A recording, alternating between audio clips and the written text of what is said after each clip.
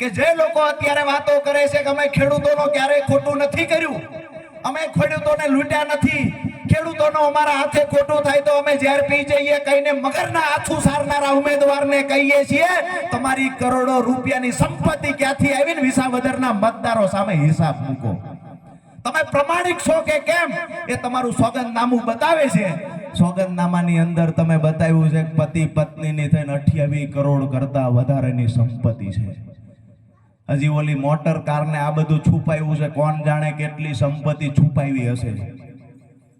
માત્ર 10 વર્ષ ભારતીય જનતા પાર્ટીના જિલ્લાના પ્રમુખ રહ્યા, એમાં કરોડો રૂપિયાની સંપત્તિ બની ગઈ. આ બાજુ અમારે ગોપાલ ઇટાલિયા આમ આદમી પાર્ટીના, એટલા માટે હું વાત કરું છું કે મતદાન કરવા જાવ ત્યારે આ વાતનો વિચાર કરીને જજો. આમ આદમી પાર્ટીના પૂર્વ પ્રમુખ, હાલ આમ આદમી પાર્ટીના રાષ્ટ્રીય નેતા ગોપાલભાઈ ઇટાલિયા લાંબા સમયથી ગુજરાતની અંદર નેતૃત્વ કરે છે. 2020 થી સતત જાહેર જીવનમાં છે, ખૂબ મોટો ચહેરો છે. આમ આદમી પાર્ટીએ ખૂબ મોટું પદ આપ્યું છે, પ્રદેશના નેતા બનાવ્યા, પછી રાષ્ટ્રીય નેતા બનાવ્યા. તેમ છતાં એ વ્યક્તિને આજે ઘરનું ઘર નથી. આનાથી મોટું પ્રમાણિકતાનું સર્ટી બીજું કોઈ ના હોઈ શકે. આનાથી મોટું બીજું પ્રમાણિકતાનું સર્ટી